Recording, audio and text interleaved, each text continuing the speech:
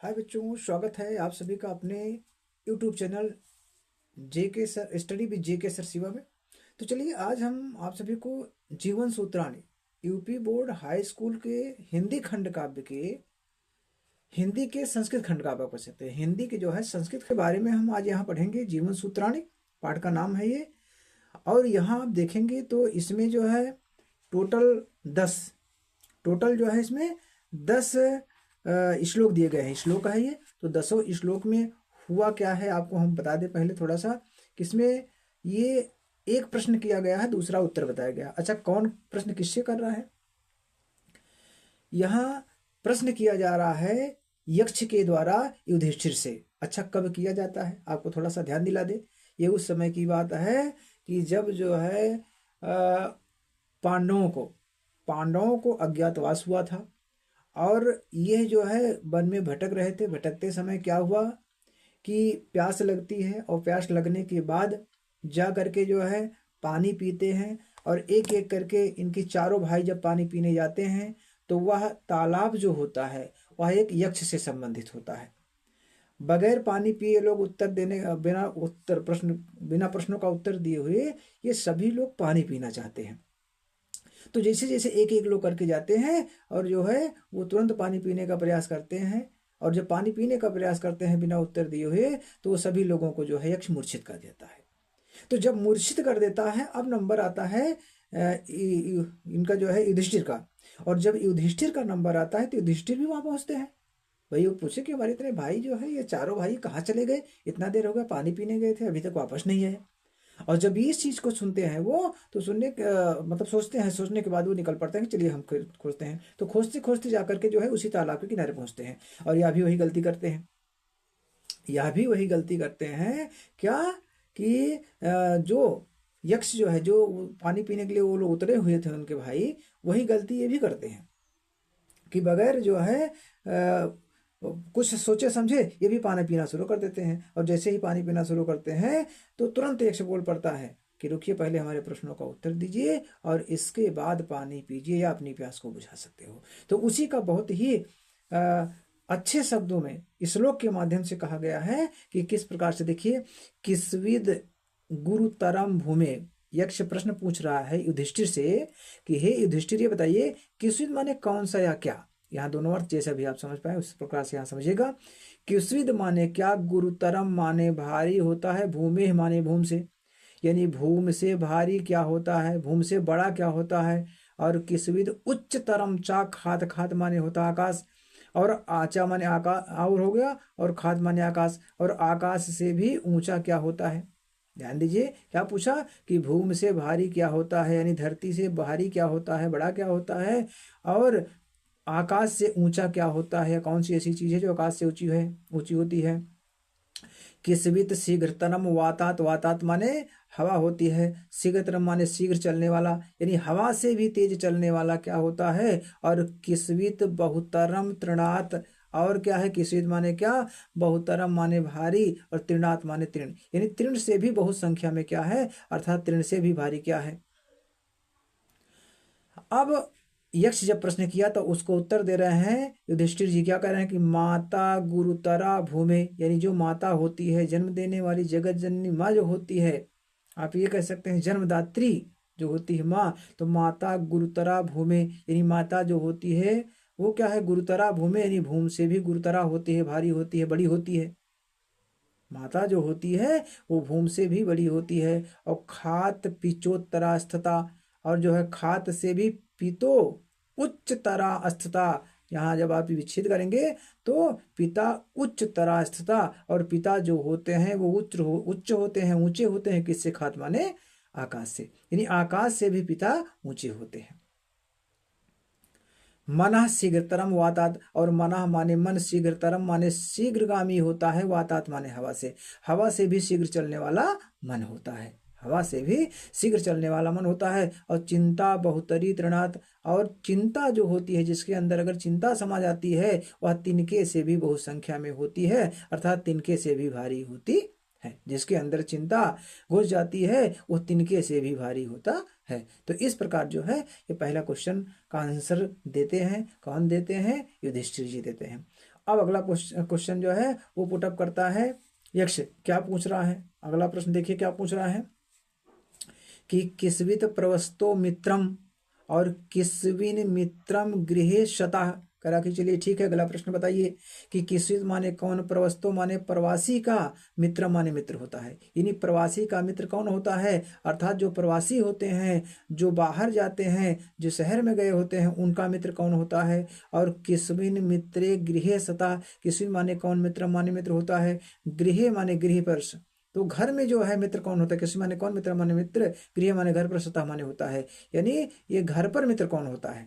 याद रखिए क्या कहा कि एक प्रवासी का मित्र कौन होता है, अर्थात एक शहरी व्यक्ति का मित्र कौन होता है जो अपना घर छोड़ करके दूसरी जगह चला गया है। और किस्विन मित्रम गृह सतः, और जो है घर पर रहने वाले का मित्र कौन होता है। अब बता रहे हैं कि आतुरस्य चा किम मित्रम, कहने के और आतुर का, आतुर माने रोगी, रोगी का मित्र कौन होता है। आतुरस चाचा माने यहाँ कर लीजिए और हो गया, आतुरस माने रोगी का, कि माने कौन, मित्र माने मित्र, और रोगी का मित्र कौन होता है। और किस्विन मित्रम मरीसता, और मरने वाले व्यक्ति का मित्र कौन होता है। उत्तर दे रहे हैं कि सारथा प्रवस्तो मित्रम, सारथा माने साथी, सारथा माने साथी होता है, तो साथी प्रवस्तो मित्रम, यानी जो आपके साथ यात्रा करता है वही आपका मित्र होता है। और भार्या मित्रम गृहे शतः, और भार्या यानी पत्नी जो होती है, मित्रम माने मित्र होती है, गृह माने गृह पर, सतः माने होती है, गृह माने घर पर, मित्र माने मित्र, और भार्या अर्थात जो पत्नी होती है वो घर पर मित्र होती है। और आतुरस भिषक मित्रम, और कहें आतुरस माने रोगी का, भिषक माने वैद्य, मित्रम माने मित्र होता है। और आतुर का अर्थात रोगी का मित्र वैद्य होता है। दानम मित्रम मरिष्यता, और दानम जो है यानी दान, मित्रम माने मित्र होता है, मरिष्यता माने मरने वाले व्यक्ति क्या, यानी जो मरते हैं, मरने वाले व्यक्ति का मित्र जो है दान होता है। इसीलिए कहा जाता है कि भैया जो है कुछ ना कुछ हमें दान करना चाहिए। इसीलिए सभी को जो है अपनी कमाई से कुछ ना कुछ अवश्य दान देना चाहिए, और दान ऐसे व्यक्तियों को ही देना चाहिए कि जो उस काबिल हो, जो उस काबिल ना हो उन्हें दान भी नहीं देना चाहिए, नहीं तो वह दान मान के चलिए दान के बराबर नहीं रह जाता है, या दान समझ लीजिए वो सही नहीं होता है। तो दान उसी व्यक्ति को दीजिए कि जो उस काबिल हो। चलिए आगे देखते हैं। अब आगे आप देखेंगे 4 तक आप पढ़ा दिए हैं आपको। अब आगे देखिए थोड़ा सा, ये है छठा, दाक्षमेक पदम धर्मम, हाँ ठीक है, यही है, नहीं ऊपर से आतुर वाला ऊपर हो गया है, ध्यान दीजिएगा। ये आपको पचवा पढ़ना है। देखिए पचवा क्या है कि किस्विद एक पदम धर्मम, और किस्विद एक पदम यशः, किस्विद एक पदम स्वर्गम, और किस्विद एक पदम सुखम। अब कह रहे हैं किस्विद एक पदम धर्मम यानी एक धर्म।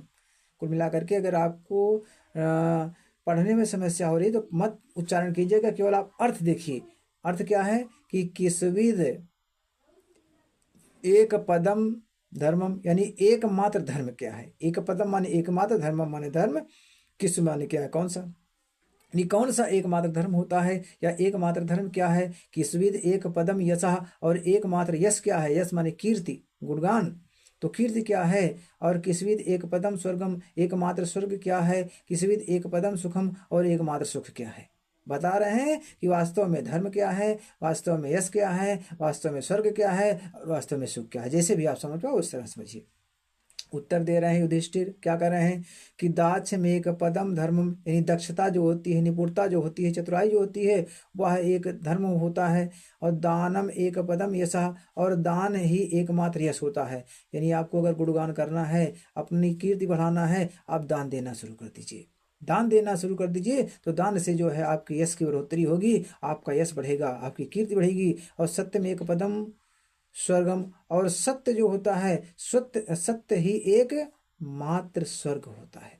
यानी अगर आप सत्य का आचरण करते हैं तो वह स्वर्ग से भी बढ़कर होता है। शील में एक पदम सुखम, और शीलता जो होती है, शील भावना होती है या सुख के, यानी शील माने संतोष आप कह सकते हैं। शील भावना, शीलम एक पदम सुखम, यानी शील भावना जिस व्यक्ति के अंदर होती है वह सबसे बड़ा सुख होता है। आगे देखिए 7वां कह रहे हैं, 7वां देखिए, धान्या नाम उत्तमम किस्विद, धना नाम स्यात् किम उत्तमम, लाभा नाम उत्तमम किम स्यात्, सुखा नाम स्यात् किम उत्तमम। कह रहे धान्या नाम उत्तमम किस्विद, यानी धान्यों में उत्तम क्या है। धान्य नाम, धानों में उत्तम माने उत्तम किस चीज माने क्या है, यानी धान्यों में उत्तम धान्य क्या है, और धना नाम स्यात् किम उत्तमम, और धनों में सबसे उत्तम क्या है, उत्तम माने सबसे अच्छा, धान्य में सबसे उत्तम क्या है और धन में सबसे उत्तम क्या है। लाभा नाम उत्तमम किम स्यात्, यानी लाभों में सबसे बड़ा लाभ क्या होता है, और सुखा नाम श्याम किम स्यात् किम उत्तमम, और सुखों में सबसे उत्तम सुख क्या होता है, अर्थात सुखों में सबसे बड़ा सुख क्या होता है। ये प्रश्न करते हैं यक्ष। अब इसका उत्तर दे रहे हैं, देखिए युधिष्ठिर किस प्रकार से दे रहे हैं उत्तर, कि धाना नाम धान्या नाम उत्तमम दाक्ष्यम, यानी जो दक्षता होती, जो चतुराई होती है, वह जो है धान्यों में सबसे बड़ा धान्य होता है। और धना नाम उत्तमम श्रुतम, और श्रुत जो होते हैं हमारे, यानी शास्त्र जो होते हैं, ये धनों में सबसे उत्तम धन होता है। यानी अगर आपके अंदर श्रुत ज्ञान है, आपका जो है वेदों का ज्ञान है, आपके अंदर जो है शास्त्रों का ज्ञान है, तो सबसे उत्तम धन है। और लाभा नाम श्रेयम आरोग्यम, कह रहे हैं कि लाभा नाम, लाभों में, यहाँ पता है लाभा नाम उत्तम किमशात, तो लाभा नाम माने लाभों में, श्रेय माने श्रेयस्कर सबसे उत्तम, आरोग्यम माने आरोगी होता है, निरोगी होता है। अगर आप निरोगी हैं, अगर आप निरोगी हैं, आरोग्य हैं, तो वो सबसे बड़ा लाभ है। और सुखा नाम तुष्टिरुत्तमम, और सुखों में सबसे बड़ा उत्तम सुख क्या है, संतुष्टि है। कहते नहीं संतोखम परम सुखम, तो वही चीज है कि सुखों में सबसे बड़ा सुख क्या है, तुष्टि है, संतोष है, संतोष है, यानी सुख है, सुखों में सबसे बड़ा संतोष है। अब आप देखिए लास्ट 9वां और 10वां, लास्ट 9वां और 10वां देखिए, किम हित्वा किम नु हित्वा प्रियो भवत, और किन्नु हित्वा न शोचति, किन्नु हित्वा अर्थवान भवति, और किन्नु हित्वा सुखी भवेति। लास्ट में पूछ रहे हैं, अच्छा चलिए ठीक है, आपने सभी प्रश्नों का उत्तर दे दिया। अब लास्ट प्रश्न आपसे पूछ रहे हैं, किन्नु हित्वा, यानी क्या छोड़ करके प्रिय हो जाता है, भवत माने होता है, प्रियो माने प्रिय, यानी व्यक्ति जो है कौन सी ऐसी चीज है कि जिसको छोड़ करके सभी का प्रिय हो जाता है, सभी उसको चाहने लगते हैं। और किन्न हित्वा ना सोचती, और क्या छोड़ देने पर व्यक्ति जो है चिंता नहीं करता, उसके बारे में सोचता नहीं है। किन्न हित्वा अर्थवान भवति, और क्या हित्वा माने छोड़ करके अर्थवान हो जाता है, अर्थात धनवान हो जाता है। कौन सी ऐसी चीज है जिसे व्यक्ति छोड़ करके धनवान हो जाता है। और किन्न हित्वा सुखी भवेत, और क्या छोड़ करके व्यक्ति जो है सुखी हो जाता है। बताइए, हर कोई व्यक्ति पा करके सुखी होता है, पा करके जो है सब होता है, लेकिन यहाँ छोड़ने की बात कर रहा है कि चलो हे युधिष्ठिर बताओ, क्या बताओ कि कौन सी ऐसी चीज है कि जिसे व्यक्ति अगर छोड़ दे तो वह सबका प्रिय हो जाता है। और फिर कहता है किन्न हित्वा ना सोचती, और कौन सी ऐसी चीज होती है, कौन सी ऐसी बात होती है, कौन सी ऐसी वस्तु होती है कि जिसे हम अगर छोड़ दे तो उसके बारे में हमें चिंता नहीं करनी चाहिए, अर्थात चिंता नहीं होती है। फिर कह रहे हैं किन्न हित्वा अर्थवान, यानी क्या छोड़ करके हम अर्थवान हो जाते हैं, धनवान हो जाते हैं, धनी हो जाते हैं। और किन्न हित्वा सुखी भवेद, और क्या छोड़ करके सुखी हो जाते हैं। बहुत ही अच्छे शब्दों में उत्तर दिए हैं। कौन, युधिष्ठिर जी किस प्रकार से करें, मानम हित्वा प्रियो भवति, मानम माने अभिमान, अहंकार, घमंड, हित्वा माने छोड़ करके, प्रियो माने प्रियो, भवत माने हो जाता है। यानी अगर कोई व्यक्ति अपने अंदर से अहंकार छोड़ दे, अपने अंदर से घमंड की भावना छोड़ दे, वह सभी का प्रिय हो जाता है। नहीं, जो घमंडी व्यक्ति होता है अपने घमंड में ही चूर रहता है, ना किसी से बात करना चाहता है, ना किसी से मिलना चाहता है। तो अगर ऐसा मिलना नहीं चाहता है, किसी बात नहीं करना चाहता, लोग भैया उससे बोल लो मत, वो बहुत ही जो है घमंडी है। तो ये कहने कि मानम हित्वा प्रियो भवत, यानी अगर कोई व्यक्ति अपना मान छोड़ दे, हित माने अभिमान करना छोड़ दे, वह सभी का प्रिय हो जाता है। और क्रोधम हित्वा ना सोचती, क्रोध माने अगर क्रोध जो है हित्वा माने छोड़ दी जाए तो इसकी कोई चिंता नहीं करता है, अर्थात इसके बारे में कोई सोचता नहीं है। बहुत अधिक क्रोध आया हो और क्रोध आने के बाद जो है कि वो अगर थोड़ी देर के लिए शांत हो जाए तो इसके बारे में कोई नहीं सोचता है। जबकि कोई वस्तु होती है अगर खो जाती है तो उसके बारे में बड़ी चिंता होती है, अरे हमारा ये अमुक वस्तु थी, ये खो गई। लेकिन क्रोध अगर जो है ये छूट जाए, क्रोध अगर जो है छोड़ दिया जाए तो इसके बारे में कोई चिंता नहीं करता है। और कामम हित्वा अर्थवान बहुत, कामम माने कामना है, यहाँ इच्छा, यहाँ कामम माने कामना है, तो कामम हित्वा अर्थवान बहुत, अगर हम कामना छोड़ दें, इच्छा छोड़ दें तो हम धनवान हो सकते हैं। भाई ये क्या है कि अगर इच्छा व्यक्ति छोड़ देगा तो धनवान कैसे होगा। लेकिन यहाँ कह रहे हैं बुरी इच्छा। यहाँ काम से तात्पर्य जो है बुरी इच्छा से है कि अगर हम बुरी इच्छाओं को छोड़ दें तो अर्थवान हो सकते हैं। जैसे क्या, अभी आपको हम उदाहरण से समझाएं कि जैसे मान लीजिए कोई शराबी व्यक्ति है और उसकी आदत शराब पीना पड़ गई है, तो शराब जब तक नहीं पीता है वो एकदम जो है पागलों की तरह बौखलाया रहता है। या आप मान लीजिए कोई जो है गलत संगत में पड़ गया है, चरस अफीम गांजा ये सब खाने पीने लगा है, तो वह अभी जब तक उसको छोड़ नहीं देगा उस इच्छा को, किसकी इच्छा को, उस बुरी लत को की इच्छा को, अर्थात उस बुरे काम को नहीं छोड़ेगा, तब तक वह अर्थवान नहीं हो सकता है। अरे भाई 100 रुपया कमा करके ला रहा है, पता लग रहा कि उसमें से जो है 90 रुपया खर्च कर दिया, 10 रुपये में क्या बचेगा, और वो 90 रुपया केवल निरर्थक खर्च कर दिया। वो अपनी इंद्रियों के सुख के लिए कर दिया, अपने जो है वो गलत इच्छाओं के में लगा दिया, तो कहाँ वो सफल हो पाएगा। तो वही कह रहे हैं कामम हित्वा अर्थवान भवति, यानी व्यक्ति काम को छोड़ करके, बुरी इच्छा को छोड़ करके क्या हो सकता है, अर्थवान हो सकता है, अर्थात धनवान हो सकता है। और लोभम हित्वा सुखी भवेद, और लोभ माने लालच है यहाँ, और लालच को छोड़ करके व्यक्ति सुखी हो सकता है। लोभम हित्वा, लालच को छोड़ करके सुखी भवेत माने सुखी हो सकता है। यानी व्यक्ति जो है अगर अपने अंदर लालच करना छोड़ दे तो वह सुखी हो सकता है। कैसे होता है लालच, आप जान रहे हैं कि लालच बहुत बुरी बला होती है। अगर व्यक्ति लालची हो जाता है तो आप मान के चलिए कि उसका जो है कुछ कल्याण होने वाला नहीं होता, वो सुखी नहीं रह सकता। कैसे नहीं सुखी रहता, जैसे मान लीजिए उसको लालच है, अरे भैया क्या करें, हमारे पास जो नहीं है, अगर हो जाता तो बहुत अच्छी बात, वो उसी चिंता में हमेशा ग्रसित रहेगा और वह सुखी नहीं रह सकता है। तो इसलिए जो है हमें लालच छोड़ देनी चाहिए। तो इस तरह से हमारा यह पाठ जीवन सूत्राणी, खष्टा पाठा आपका है जीवन सूत्राणी, और जीवन सूत्राणी जो है यह समाप्त हो गया। और हम आशा करते हैं कि आप सभी के समझ में आ गया होगा। अगर नहीं आया होगा तो आप सभी एक बार पुनः इसको देख लीजिएगा। इसमें से लगभग हर वर्ष कुछ ना कुछ पूछा जाता है। अगर नहीं पूछा जाता है तो आप इसमें से कम 1-2 श्लोक याद कर लीजिएगा, 1-2 श्लोक याद कर लीजिएगा। श्लोक याद किए रहोगे, श्लोक याद करने के लिए लिखने के लिए भी आता है, तो श्लोक आप याद किए रहेंगे तो वह जो है आपको परीक्षा में आपकी मदद करेगा। तो ठीक है, आगे फिर हम इसी प्रकार की वीडियो में आगे मिलेंगे। तब तक के लिए जय हिंद, जय भारत, वंदे मातरम।